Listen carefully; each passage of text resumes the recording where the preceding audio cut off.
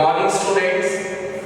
Last term में अपन जो है मेंडेलियन जेनेटिक्स की बात कर रहे थे, तो उसी कड़ी में जो है अपन मेंडल के जो काम किया था, मेंडल ने अपने एक्सपेरिमेंट्स कैसे परफॉर्म किए थे, तो उन्हीं को जो है अपन आज आगे डिस्कस करते हैं।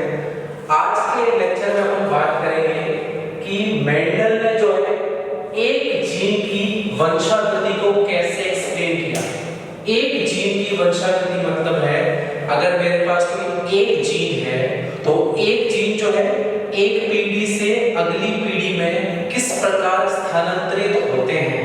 यानी एक जीन की वंशावृद्धि को समझाने के लिए मेंडल ने जो है मोनोहाइब्रिड क्रॉस या फिर एक संकर संकरण का क्या किया, प्रयोग किया। एक संकर संकरण क्या है? यदि अपन को एक जीन की वंशावृद्धि समझानी है, यानी एक जीन एक पीढ़ी से दूसरी पीढ़ी में किस प्रकार स्थानांतरित होते हैं, तो एक जीन की वंशावृद्धि को समझाने के लिए जो मेंडल ने जो है मोनोहाइब्रिड क्रॉस का क्या किया, प्रयोग किया। तो यानी मोनोहाइब्रिड क्रॉस में अपन सिर्फ एक जीन या एक लक्षण को लेकर क्या करेंगे, बात करेंगे। और मोनोहाइब्रिड क्रॉस में मेंडल ने जो एक जीन लिया था वो था स्टेम हाइट का। मोनोहाइब्रिड क्रॉस में मेंडल ने जो एक जीन लिया था, जो एक लक्षण लिया था, वो लक्षण था मोनोहाइब्रिड क्रॉस का। अब इस एक जीन के दो एलील अपन पढ़ चुके हैं, एक है टॉल और दूसरा एलील है डॉर्फ। अपन जानते हैं कि जो टॉल कैरेक्टर है, जो टॉल वाला लक्षण है, ये कैसा है, डोमिनेंट या प्रभावी। और जो डॉर्फ वाला लक्षण है ये कैसा है, रिसेसिव या इसको बोलेंगे अप्रभावी। और लंबाई का जो लक्षण है इसको अपन कैपिटल टी से लिखेंगे। और जो बोनेपन का, जो डॉर्फनेस का जो कैरेक्टर है इसको अपन लिखेंगे स्मॉल टी से। तो यहाँ तक अपन ने क्या देखा कि मोनोहाइब्रिड क्रॉस में मेंडल ने जो है एक लक्षण की वंशावृद्धि को समझाया, और उसमें जो एक लक्षण उसने लिया था वो कौन सा था, स्टेम हाइट का। अपन पढ़ चुके हैं स्टेम हाइट के दो एलील है, दो युग्म विकल्पी है, पहला टॉल और दूसरा क्या है, डॉर्फ। जिसमें से टॉलनेस का या जो लंबेपन का एलील है वो प्रभावी, और जो मोनेपन का एलील है वो कैसा है, अप्रभावी। अब अपन देखते हैं मेंडल ने जो है किस प्रकार से क्रॉस किया। अब मोनोहाइब्रिड क्रॉस में मेंडल ने एक पादप लिया जो इस तरह से था, और जो दूसरा पादप लिया वो उसने इस तरह से था। ये जो पहले वाला पादप है, देखो कैपिटल टी, यानी ये जो पादप है कैसा है, शुद्ध लंबा पादप। कैसा पादप है, शुद्ध लंबा पादप। और ये वाला जो पादप है ये है अशुद्ध, ये वाला पादप है शुद्ध बोना पादप। अब इन दोनों पादपों के बीच में जो है उसने क्रॉस करवाया। अब देखो सबसे पहले अपन इसके युग्मक बनाएंगे। इसका युग्मक बनेगा कैपिटल टी। हम क्या जानते हैं, जब युग्मक का निर्माण होता है तो युग्मक निर्माण के दौरान मियोसिस या अर्धसूत्री क्या होगा, विभाजन होगा। और अर्धसूत्री विभाजन के कारण युग्मक जो होते हैं इनके अंदर गुणसूत्रों की संख्या क्या हो जाती है, अगुणित हो जाती है। उसी प्रकार क्रॉस के लिए इस पादप के भी क्या बनेंगे, युग्मक बनेंगे। युग्मक बनने के लिए इसमें भी कोशिका विभाजन कौन सा होगा, मियोसिस। और इसका जो युग्मक बनेगा वो बनेगा स्मॉल टी। और इसके अंदर की जो गुणसूत्रों की संख्या है वो क्या होगी, अगुणित या फिर हैपर। अब इन दोनों युग्मकों के बीच में क्या होगा, निषेचन।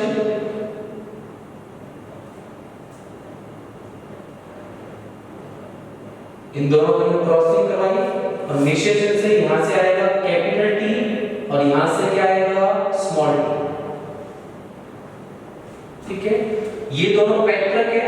पैट्रक से जो पहली पीढ़ी आती है इसको बोलेंगे F1 जनरेशन या फिर इसको क्या बोलेंगे F1 पीढ़ी। क्या कहा, एक शुद्ध लंबा पादप लिया, एक संकरण में एक शुद्ध लंबा पादप, एक शुद्ध बोना पादप, इन दोनों पादपों के बीच में क्या करवाई, क्रॉस करवाया और इन दोनों पादपों के क्रॉस से जो अपन को पहली पीढ़ी मिलेगी, उस पहली पीढ़ी में सभी के जो सभी पादप है, देखो बेटा कैसे, एक कैपिटल टी और एक स्मॉल टी, जो पहली पीढ़ी के पादप है सभी के सभी पादप कैसे होंगे, अशुद्ध या विषम युग्मजी और कैसे होंगे, लंबे। सभी के सभी पादप कैसे होंगे, अशुद्ध लंबे मिलेंगे। क्लियर है, आई बात समझ में।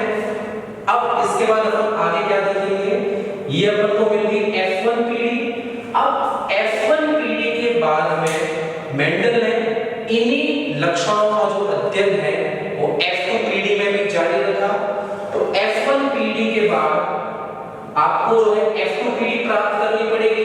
तो F2 पीढ़ी को प्राप्त करने के लिए मेंडल ने क्या किया, इस F1 पीढ़ी के पादप का क्या किया, चयन किया और इस F1 पीढ़ी का जो पादप उसने चयन किया उस पादप के अंतर्गत उसने जो है सेल्फिंग या उस पादप के अंदर क्या करवाया, स्वपरागन, और उसी स्वपरागन से जो है अपन को क्या मिलेगी, F2 पीढ़ी।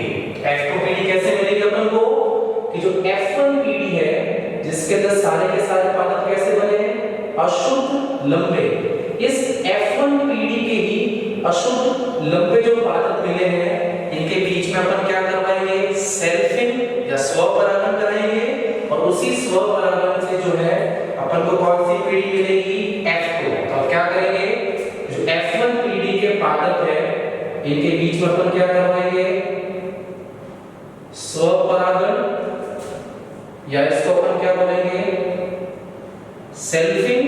और स्वपरागन और सेल्फिंग करवाने से अपन को कौन सी पीढ़ी मिलेगी, F2।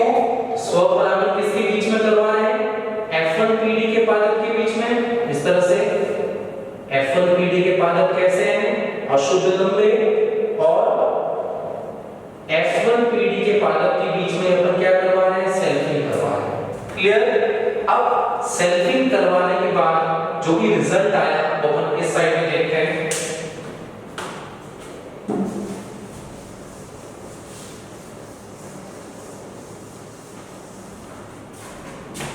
अब आगे देखते हैं, देखो इसको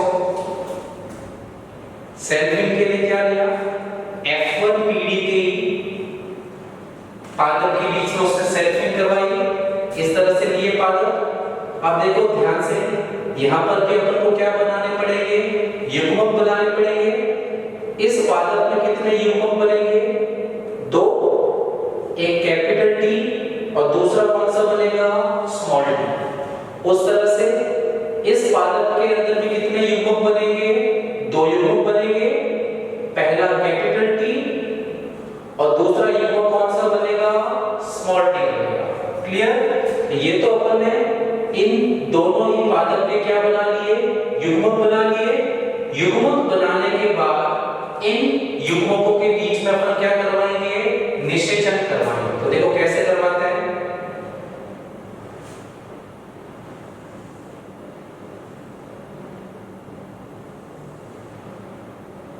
ये अपन इस तरह से पन्नेट स्क्वायर बॉक्स ड्रॉ करेंगे।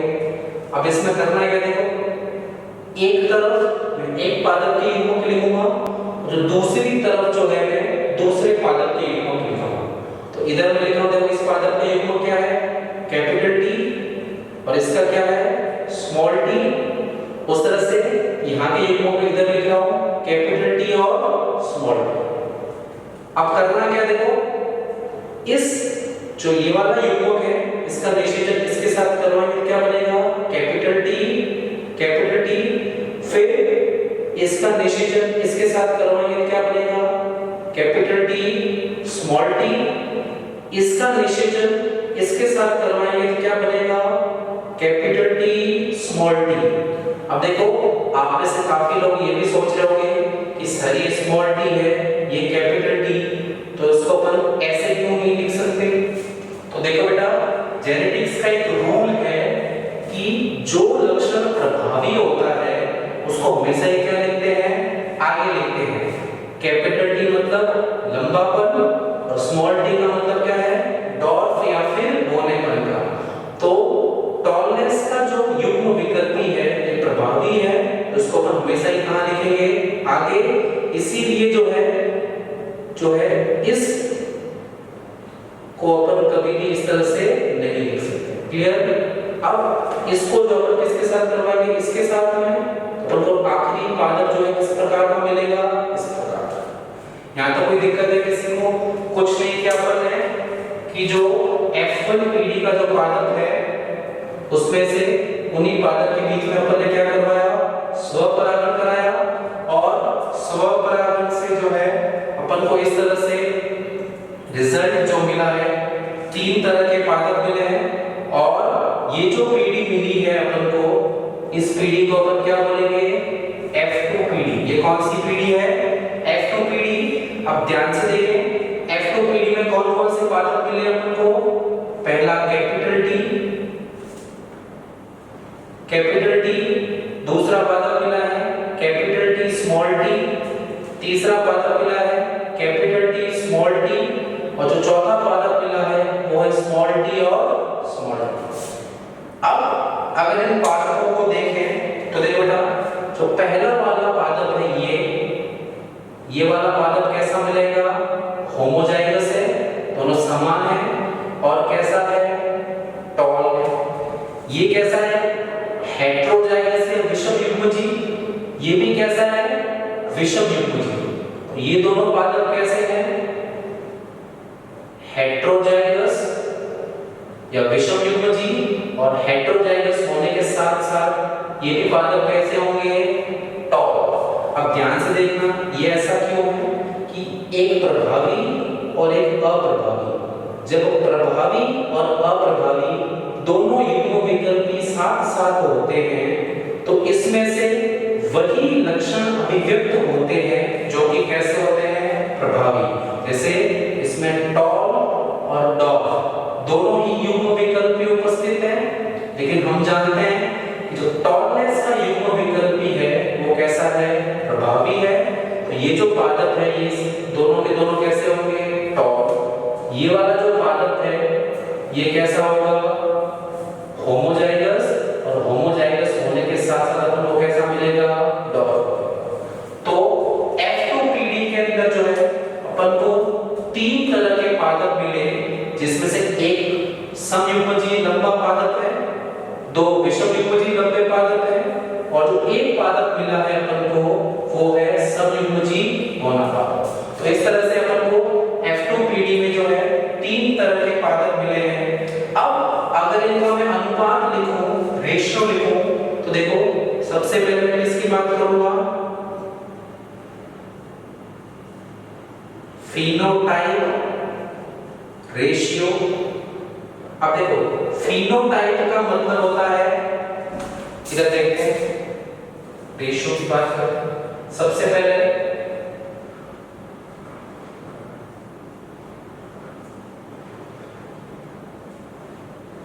फिनोटाइप या लक्षण प्रारूप अनुपात क्या है, फिनोटाइप का मतलब है बाह्य आकारिकी के ऊपर आधारित लक्षण। फिनोटाइप के अंदर अपन सिर्फ आकारिकी लक्षणों की बात करेंगे। तो अपन को F2 पीढ़ी में जो पादप मिले हैं उस पादप के अंदर दिखने में ये पादप कैसा है, लंबा। ये दोनों पादप भी कैसे हैं, लंबे हैं। तो फिनोटाइप की बात करें ये 3 पादप कैसे हैं, लंबे, और एक पादप कैसा है, बौना। तो इसका फिनोटाइप रेशियो क्या होगा, 3:1, जिसमें से 3 पादप जो होंगे वो कैसे मिलेंगे, टॉल, और एक पादप जो मिलेगा वो कैसा मिलेगा, डॉर्फ, या फिर कैसा मिलेगा मेरे को, बौना। अब इसमें ध्यान ये रखना है कि जब कभी भी फिनोटाइप रेशियो की बात करते हैं, फिनोटाइप मतलब बाह्य फिनोटाइप के अंदर कभी भी अपन समयुग्मजी या विषमयुग्मजी अवस्था की बात नहीं करते हैं। अब फिनोटाइप की तरह ही अपन अगला रेशियो लिखते हैं,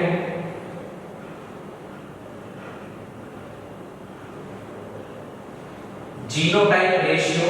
अब देखो जीनोटाइप का मतलब है, अब अपन इनके जो है आनुवांशिक संगठन की भी बात करेंगे। तो जीनोटाइप रेशियो में देखो पहला पादप कैसा है, होमोजाइगस टॉल। तो देखो यहाँ पर होमोजाइगस टॉल प्लांट कितने हैं, एक ही है। तो सबसे पहला फिनोटाइप रेशियो क्या होगा, 1:। और पहला वाला प्लांट कैसा है, होमोजाइगस टॉल। अब ये दोनों प्लांट कैसे हैं, हेटेरोजाइगस टॉल। तो क्या लिखेंगे, 1:2। और ये दोनों प्लांट कैसे हैं, हेटेरोजाइगस टॉल। और जो लास्ट प्लांट है ये कैसा है, होमोजाइगस टॉल। तो आखिरी प्लांट कैसा मिलेगा अपन को, होमोजाइगस। और ये जो फिनोटाइप और जो जीनोटाइप रेशियो है, ये दोनों के दोनों रेशियो F2PD पर क्या है, आधारित है। आई बात समझ में, क्लियर है। तो एक बार फटाफट इसको वापस से रिवाइज कर लेते हैं। आज के लेक्चर में अपन ने देखा एक जीन की वंशावृत्ति। एक जीन की वंशावृत्ति मतलब अगर मेरे पास कोई एक जीन है तो एक जीन एक पीढ़ी से दूसरी पीढ़ी में किस प्रकार स्थानांतरित होते हैं, और एक जीन की वंशावृत्ति को समझने के लिए जो क्रॉस यूज करते हैं उसको अपन बोलते हैं मोनोहाइब्रिड क्रॉस। उसको अपन क्या बोलेंगे, मोनोहाइब्रिड क्रॉस। और मोनोहाइब्रिड क्रॉस में हमेशा अपन एक लक्षण की ही बात करेंगे, और जो एक लक्षण मेंडल ने चुना था वो था स्टेम हाइट। और स्टेम हाइट के दो युग्म विकल्प थे, एक लंबा और दूसरा क्या था, कोना। और मेंडल ने कैसे किया, एक शुद्ध लंबा पादप लिया, उस शुद्ध लंबे पादप का जो संकरण है, जो क्रॉस है, किसके साथ करवाया, शुद्ध बोले पादप के साथ में। और इसके बाद दोनों पादप लिए, इनके बीच में मियोसिस द्वारा, अर्धसूत्री विभाजन द्वारा युग्मकों का क्या हुआ, निर्माण हुआ। और युग्मकों के बाद पेक्टर के बाद जो पहली पीढ़ी आती है उसको अपन क्या बोलेंगे, F1 पीढ़ी। दोनों युग्मक बने, इन युग्मकों के बीच में क्या हुआ, निषेचन। निषेचन के पश्चात जो पहली पीढ़ी आई इसको अपन क्या बोलेंगे, F1 पीढ़ी।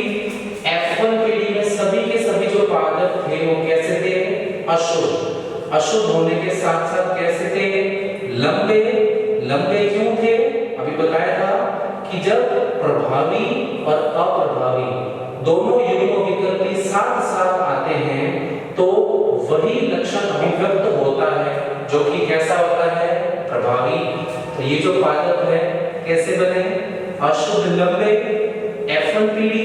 फिर F1 पीढ़ी से F2 पीढ़ी प्राप्त करने के लिए मेंडल ने क्या किया, F1 पीढ़ी के पादपों के बीच में क्या करवाया, स्वपरागण या फिर क्या करवाई, सेल्फिंग। और इस सेल्फिंग से जो है अपन को यहाँ पर इस पादप से दो प्रकार के युग्मों का निर्माण हुआ, कैपिटल टी और स्मॉल टी। और इस पादप से बिल्कुल इसके समान ही युग्मों का क्या होगा, निर्माण। और फिर इस प्रकार अपन ने जो है पन्नेट स्क्वायर बॉक्स से F2 पीढ़ी को क्या किया, प्राप्त किया। और जैसा कि अपन यहाँ पर देख रहे हैं F2 पीढ़ी में अपन को कुल जो है 3 प्रकार के पादप मिले। पहला पादप जो है वो है होमोजाइगस टॉल। ये दोनों पादप कैसे मिलेंगे, हेटेरोजाइगस टॉल। और जो आखिरी पादप जो है वो अपन को कैसा मिलेगा, होमोजाइगस टॉल। और इसी F2 पीढ़ी के आधार पर मेंडल ने जो है फिनोटाइप और जीनोटाइप रेशियो बताए। फिनोटाइप रेशियो मतलब क्या, फिनोटाइप मतलब बाह्य आकारिक के जो लक्षण होते हैं उनको अपन क्या बोलेंगे, फिनोटाइप या लक्षण कारक। तो जो अपन को 3 प्रकार के पादप मिले हैं, इसके अंदर पहला पहला पादप कैसा है, लंबा, दूसरा पादप भी लंबा और तीसरा पादप भी कैसा है, लंबा। तो आकार की वजह ये भी लंबा है, ये भी लंबा है और ये भी लंबा है। तो तीन पादप कैसे मिलेंगे, लंबे, और एक पादप अपन को कैसा मिलेगा, गोला। तो लक्षण प्रारूप अनुपात क्या होगा, 3:1। और यही अगर अपन जीन प्रारूप अनुपात या जीनोटाइप की बात करेंगे तो जीनोटाइप का मतलब क्या है, जो आनुवंशिक संगठन होता है जीव का उसको अपन क्या बोलेंगे, जीनोटाइप। तो पहला पादप कैसा है, होमोजाइगस स्टॉक, ये दो पादप कैसे हैं, हेटेरोजाइगस स्टॉक, और एक पादप कैसा है, होमोजाइगस स्टॉक। क्लियर। तो आज अपन ने एक जीन की वंशागति देखी और एक जीन की वंशागति में अपन ने जो है फेनोटाइप और क्या देखे, जीनोटाइप रेशियो। अब आप सब लोग इसको नोट कीजिए और इसके बाद जो है अपन आगे जो है इसी एक जीन की वंशागति के ऊपर आधारित मेंडल के नियम और उससे संबंधित न्यूमेरिकल क्वेश्चंस को अपन क्या करेंगे, डिस्कस करेंगे।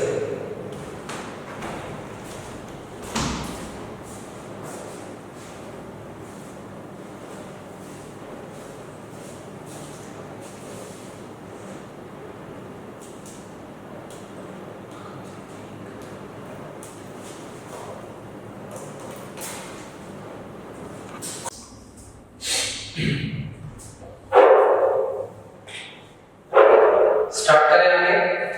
अभी अपन ने एक संकर संकरण या मोनोहाइब्रिड क्रॉस जो है, मोनोहाइब्रिड क्रॉस के लक्षण प्रारूप और जीन प्रारूप अनुपात के ऊपर बात कर चुके हैं। मोनोहाइब्रिड क्रॉस का जो लक्षण प्रारूप अनुपात अपन ने देखा 3:1 तथा जो जीन प्रारूप अनुपात जो था, जो जीनोटाइप रेशियो था वो था 1:2:1। अब आगे अपन डिस्कस करेंगे। मेंडल ने जो है अपने जेनेटिक्स के ऊपर अलग-अलग नियम दिए हैं, तो उसने कुल 3 नियम दिए हैं, एक-एक करके तीनों को देखते हैं। तो मेंडल का जो सबसे पहला नियम जो है इसको बोलेंगे प्रभाविता का नियम, या अंग्रेजी में इसको कहते हैं लॉ ऑफ डोमिनेंस। आप इसको पढ़ते हैं, देखिए ध्यान से। मेंडल का जो प्रभाविता का नियम जो है वो एक संकर संकरण पर क्या है, आधारित है। और प्रभाविता के नियम में मेंडल ने कौन-कौन सी बातें बोली, तो देखो आज अपन क्या जानते हैं कि जितने भी लक्षण हैं, चाहे वो हाइट का हो, चाहे सीड शेप का हो, चाहे सीड कलर का हो, चाहे फ्लावर कलर का हो, जितने भी लक्षण हैं सभी लक्षणों का निर्धारण जो नियमन है वो कौन करती है, जीन करती है। सभी लक्षणों का नियमन कौन करती है, जीन करती है। लेकिन मेंडल ने कभी भी जीन शब्द का प्रयोग नहीं किया था। मेंडल ने प्रभाविता के नियम में क्या कहा, मेंडल ने कहा कि जितने भी लक्षण हैं सभी लक्षणों का जो नियमन है वो कौन करते हैं, कारक करते हैं। बाद में इस कारक शब्द को जीन से क्या कर दिया गया, बदल दिया गया। तो प्रभाविता के नियम का सबसे पहला बिंदु क्या है, जो लक्षण है, जितने भी लक्षण हैं सभी लक्षणों का जो नियमन है वो किसके द्वारा होता है, कारकों के द्वारा होता है। और ये जो कारक है या ये जो जीन है वो हमेशा ही एक जोड़े में क्या होती है, उपस्थित होती है। आई बात समझ में। तो प्रभाविता के नियम के दो बिंदु कौन से देखिए, जो लक्षण जितने भी उपस्थित होते हैं सभी लक्षणों का जो नियमन है वो किसके द्वारा होता है, कारक के द्वारा होता है। बाद में इस कारक शब्द को किससे बदल दिया गया, जीन से बदल दिया गया। और जितने भी कारक हैं सभी के सभी कारक एक जोड़े के अंदर क्या होते हैं, उपस्थित होते हैं। अब इस नियम का सबसे इंपॉर्टेंट पॉइंट अपन डिस्कस करते हैं, ध्यान से देखना। इस नियम का सबसे इंपॉर्टेंट पॉइंट क्या है कि जैसे मैंने कहा ये मेरे पास कोई विषम युग्मजीय अवस्था है, ये मेरे पास कोई विषम युग्मजीय अवस्था है। इसमें जो कैपिटल टी है ये किसको प्रदर्शित करेगा, टॉलनेस को। स्मॉल टी जो है ये किसको प्रदर्शित करेगा, डॉफनेस या बोलेपन को। और अपन जानते हैं बोलेपन का जो लक्षण है ये कैसा है, अप्रभावी और लंबेपन का जो लक्षण है ये कैसा लक्षण है?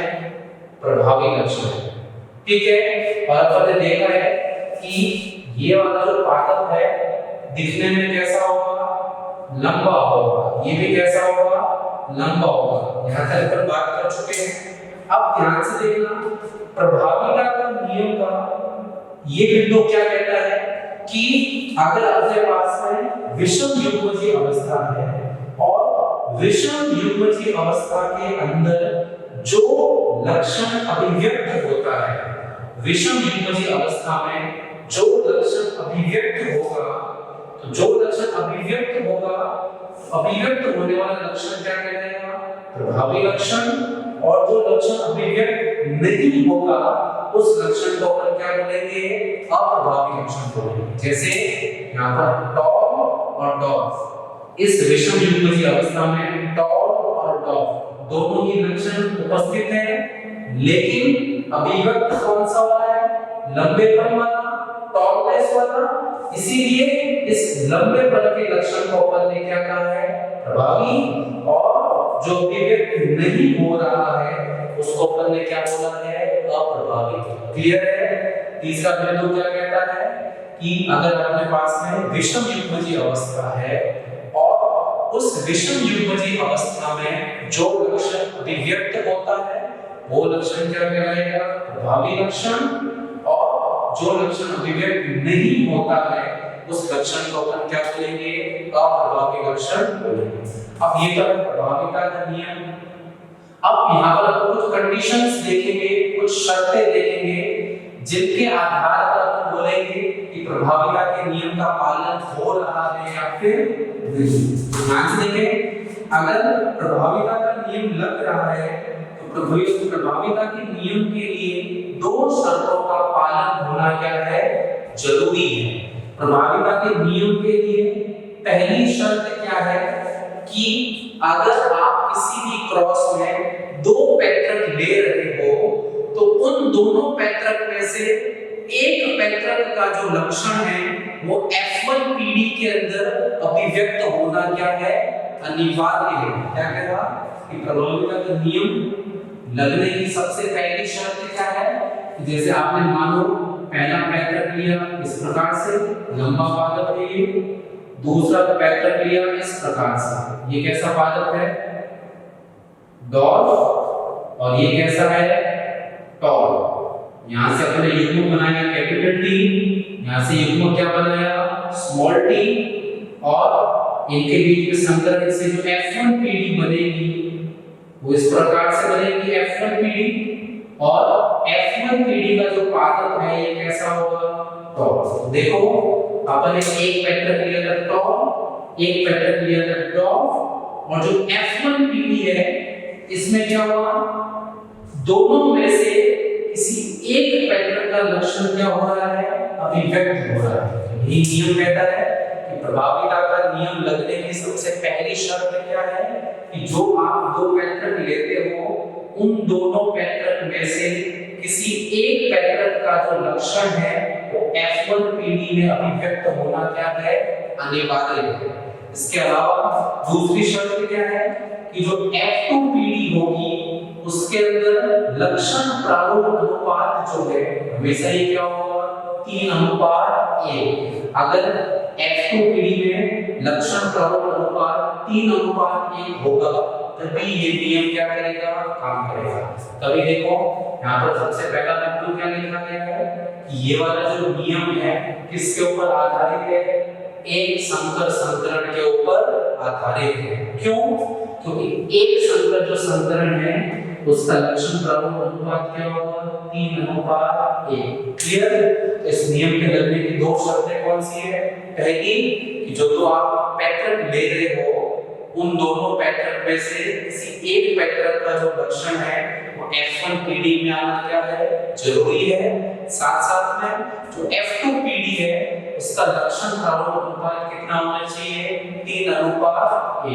अब इसके बाद दो छोटी-छोटी परिभाषाएं देखते हैं।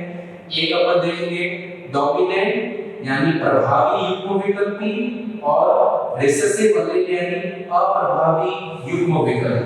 अब इन दोनों को देखते हैं अपन।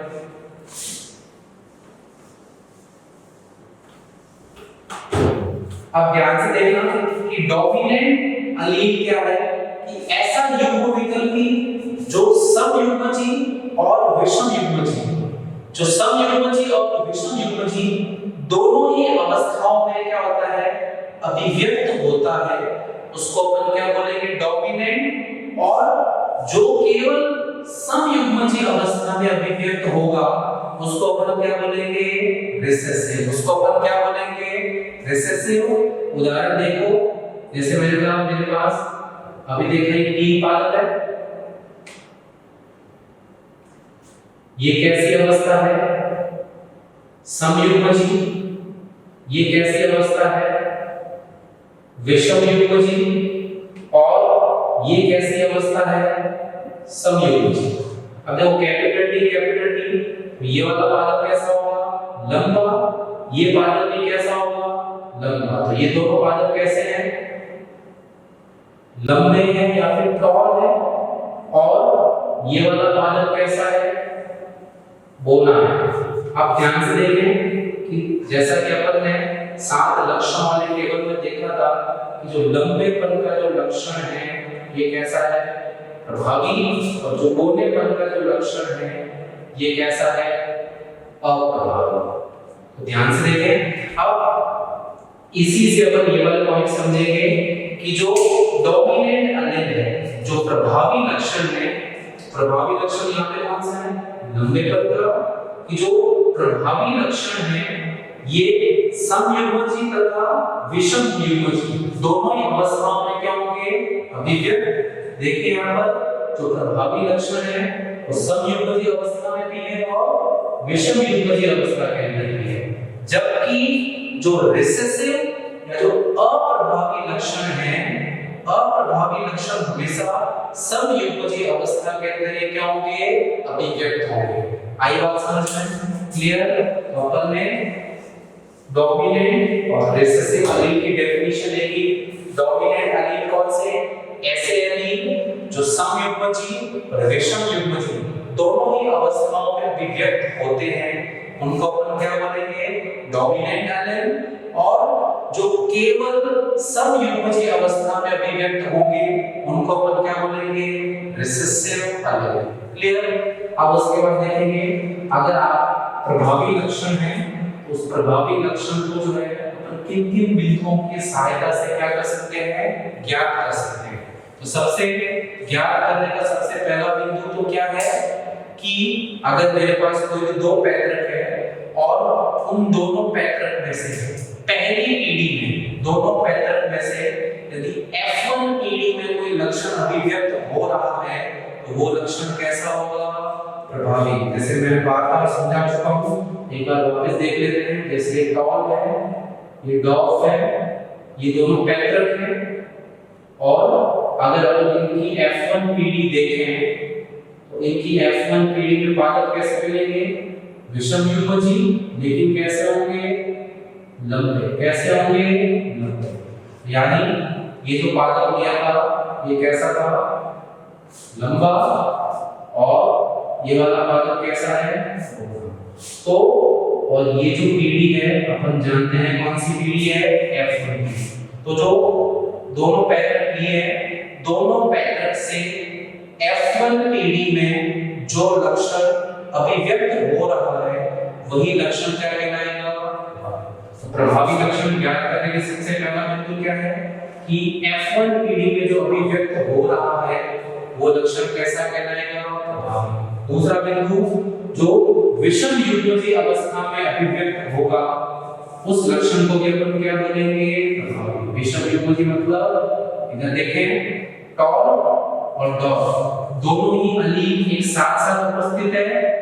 टॉल भी है इसके अंदर, टॉलनेस की अलील भी है और डॉफनेस की अलील भी है, लेकिन ये पादप दिखने में कैसा होगा, टॉल। यानी इस विषमयुग्मजी अवस्था में जो लक्षण अभिव्यक्त होगा वो लक्षण भी कैसा होगा, प्रभावी।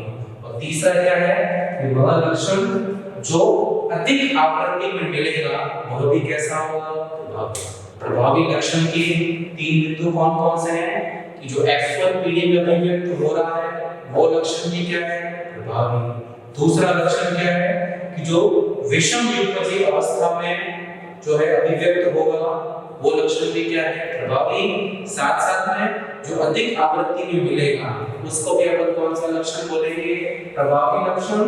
इस बिंदु को समझ सकते हैं कि अपने पास अनुपात क्या आएगा, एक संकर संतुलन का 3:1, जिसमें से 3 पादप कैसे मिले थे, टॉल, और एक पादप अपन को कैसा मिला है, डॉल। जिसमें से अधिक आवृत्ति में कौन सा है, टॉलनेस वाला, इसलिए टॉल जो होगा तो क्या होगा, डोमिनेंट होगा। आई बात समझ में? तो इस तरह से इस लेक्चर में अपन ने मेंडल का सबसे पहला नियम है प्रभाविता का नियम, उसके बारे में पढ़ा। उसके बाद प्रभाविता के नियम की क्या क्या शर्तें हैं उनके बारे में पढ़ा। फिर अपने डोमिनेंट और रिसेसिव एलील की परिभाषा में पढ़ी, और उसके बाद जो डोमिनेंट कैरेक्टर है उसके कुछ अपन ने लक्षण देखे। अब अगले लेक्चर की तरफ बढ़ने से पहले आपको इसमें से मुख्य ये वाली बात क्या रखनी है, आपको याद रखनी है। क्यों? क्योंकि अगले लेक्चर में जो है अपन इस प्रभाविता के नियम की क्या करेंगे, अपवाद की बात करेंगे। अपवाद मतलब कि अपन ऐसे फेनोमेना, ऐसी घटनाओं की बात करेंगे जो इस नियम का पालन नहीं करती है। तो अपन को कैसे पता चलेगा इस नियम का पालन नहीं हो रहा है? तो इस नियम की 2 शर्तें आपको क्या रखनी है, याद रखनी है। अगर कहीं पर भी इन शर्तों का पालन यदि नहीं हो रहा है तो ये नियम काम नहीं करेगा। प्रभाविता का नियम लगेगा कब, दोनों में से किसी एक पैटर्न का जो लक्षण है F1 पीढ़ी में आना चाहिए, साथ साथ में 3:1 का क्या होना चाहिए, पालन होना चाहिए। आई बात समझ में? क्लियर? आप लोग नोट डाउन कीजिए और फिर बाकी की चर्चा जो है अपन अगले लेक्चर में कंटिन्यू करेंगे।